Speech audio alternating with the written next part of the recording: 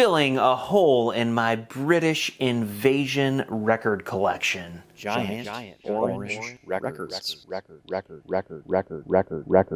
Now we all know the British Invasion pretty much started with the Beatles when they appeared on Ed Sullivan in 1964, February 1964. That was the first time a lot of Americans had really heard and seen them, and everybody in America was like, hey, let's start a band, if they hadn't already. I mean, the Beach Boys had kind of predated the Beatles by a couple years, and they were already kind of making waves out on the West Coast and across America. But then the British Invasion kind of took American blues and R&B and kind of repackaged it, yielded for some incredible music from about 1964 to 1967, maybe a couple years beyond. The real story of the British Invasion is how British musicians took American music and brought it back to America in a different form. And then Americans were like, hey, this is good stuff. The Who sings My Generation. This is a US Decca stereo copy from 1965. Now, the interesting thing about The Who is they didn't come to America until 1967 at the Monterey Pop Festival, which was in the summer of 67. I believe that was in June. And they played before Jimi Hendrix. Hendrix closed the show, and oddly enough, Hendrix had also been in England at the time, and that was his first appearance in America after he'd become famous in England. Anyway, The Who sings My Generation. Their debut album has some excellent stuff on it. They're pretty much all original Pete Townshend songs except for two covers, which are James Brown covers, I Don't Mind and Please, Please, Please, that kind of showcases Roger Daltrey's powerhouse vocals. But the thing about The Who is they were kind of all playing lead at the same time. Pete Townshend obviously plays some awesome lead guitar, and his proficiency of the guitar is evident throughout this entire album. John Entwistle plays lead bass pretty much the entire time, and Keith Moon, I mean, come on, he's just playing lead drums from start to finish. My Generation might arguably be the first punk rock song. I mean, there's a lot of debate over this, and, you know, I'm not going to be an old man that yells at cloud on that debate, but if that ain't it, it's pretty darn close. The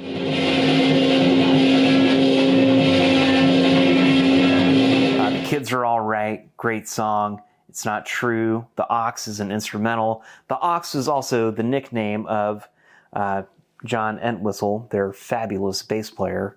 Illegal Matter and Instant Party, Circles, which I would say not many people could cover The Who and do better than The Who, but a band called Fleur de Lis, who was also a English band, covered Circles, and their version is worth checking out. Having a Rave Up with the Yardbirds. Now, man, the Yardbirds were a British Invasion band who had three famous guitarists. Eric Clapton was their first guitarist, then Jeff Beck joined, and later on, Jimmy Page joined. Now, these are three of the most fascinating British guitarists of the era. I mean, they changed the shape of guitar music. They were all in the same band, and apparently they all grew up within a mile and a half of each other, and they all hung out and jammed. This was released toward the end of 1965. Side 1 features their best singles of the time, and they are arguably among the best rock singles of the 1960s. Side 2 is a rehash of the 5 live Yardbirds album. So many American garage bands recycled riffs from the 6 tracks on Side 1 that it's hard to keep track. There's Eastern Drones and Raga Rock with Still I'm Sad and Heart Full of Soul, which my Discogs pen pal Janelle describes as an intellectual psychedelic love song. I mean, isn't that the perfect description? You took the words right out of my mouth.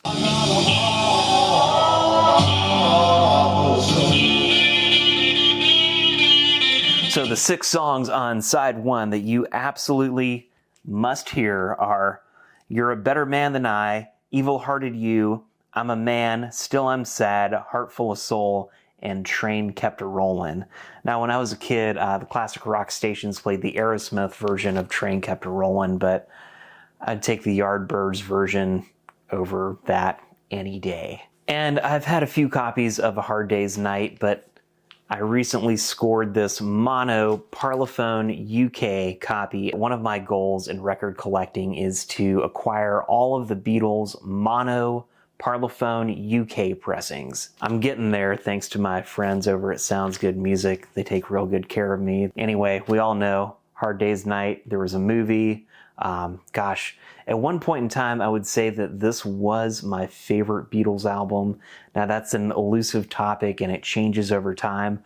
Right now, it's probably Rubber Soul. Once upon a time, it was Sgt. Pepper or Revolver, but I love this one too. So solid. The first Beatles album to feature all original songs, no covers, and very influential album. Lots of 12-string guitar, George Harrison, some beautiful harmonies, and some outrageous chord changes, and just wonderful songs. This one is called Animal Tracks. It's by that lovely British invasion group, The Animals, featuring Eric Burdon on vocals, Alan Price on keyboards, Chaz Chandler on bass, and Chaz Chandler later became Jimi Hendrix's manager. This is an album that a dear friend of mine gave me for my birthday this year. This is actually a New Zealand pressing. I mean, how does that happen? A lot of Ray Charles covers, some Bo Diddley stuff. It very much highlights the band's R&B influences on the club circuit at the time. And golly, what a disturbing album cover. I mean, that is just menacing, and I'd never heard this album or heard of it before my friend gave it to me earlier this year. Here's a first press of the album, Them. This is the US version on Barrett Records. It is a mono copy. It's from 1965. Now, the English version of this, or perhaps Irish version of this, is called The Angry Young Them. It features different cover art and a different track list. This is a killer album, and look at Van Morrison there. He was another one of those great singers. And while not to leave that record in the loneliness, here's their 1966 album, number 2, Them Again. This is also the US version on Barrett. This is a stereo copy. Sounds great. Lots of amazing mod, soul, R&B, ridiculous rock and roll. Like, this is some of the best stuff from the 1960s.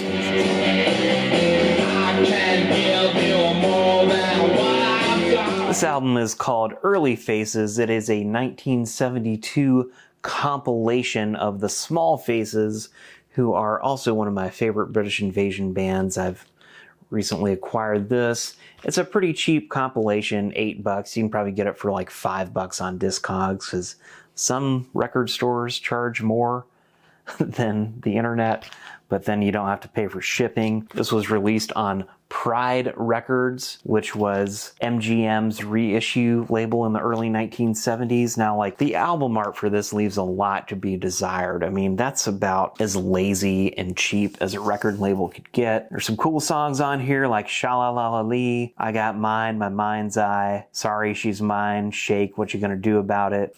It's not the best Small Faces comp, but for a handful of bucks, I don't know, I kind of pick up Small Faces records whenever I see them.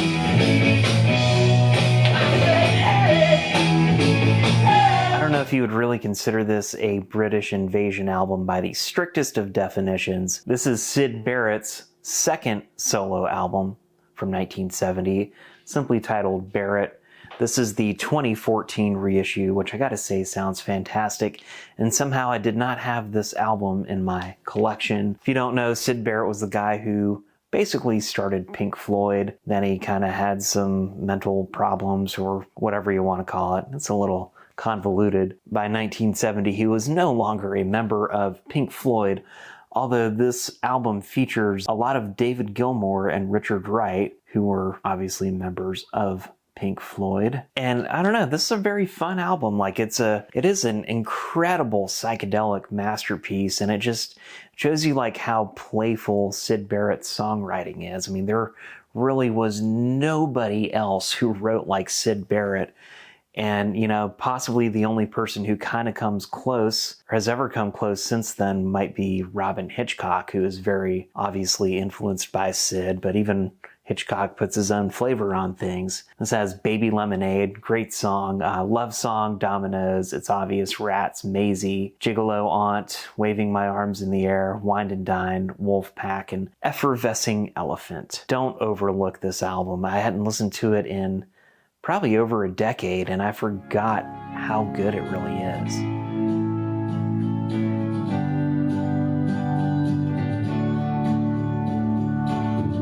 Possibly my favorite band of all time, the Kinks.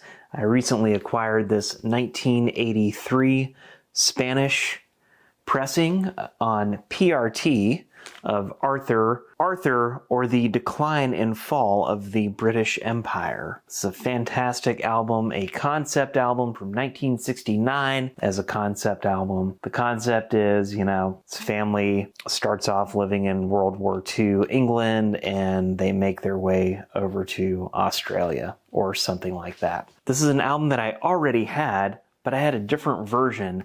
This is the 1969 original on Reprise record. That was their American record label. Now, I will say that when I bought this, I was a much younger guy, making very little money, working at a newspaper, and spending $16 on a record was completely outrageous. I think this might have been the most I'd ever spent on a record at that time, because, you know, back then an expensive record was like $5, $6, $8 tops, but a lot of them were about $3, $4. This one has the really cool inserts that come with it. There's a little lyric sheet that is also Queen Victoria, and you get the gatefold of this album that is a kangaroo, tie me down kangaroo spot, with a little like Monty Python animation. I guess he's getting a sharp umbrella stuck into his bottom side. He's got some boxing gloves on. The sun never sets on the British Empire. But interesting thing about this mix is, you know, the first time I sat and read the lyric sheet to this, I was like, wow, these lyrics are freaking brilliant. And you can't really hear them because for whatever reason, the Kinks had decided to mix the guitars almost louder than the lead vocals. So I will say they pretty conservatively graded this at VG-, and of course I got this one at Monster Music in Charleston, one of the great record stores in America. This PRT mix with the green and red label, Christmas colors, is a lot punchier than the original American press, and this is, again, a 1983 Spanish repress. I also have a Canadian copy of Village Green Preservation Society on the PRT label. That sounds pretty darn good to my ears. The colors are a little bit different, and again, this album does not have, the PRT version doesn't have the gatefold, but it is, I used to think these were bootlegs, but they are actually official represses, because PRT was, I guess, the early 1980s incarnation or reincarnation of Pi Records. Skip the ads and spin the records. Please enjoy your time listening to music. Just enjoy the love of vinyl. That's all I ask. I sure do. I do it as often as I can until I get tired of it, and then I take a little break. And then when I come back to it, it is like music heaven all over again.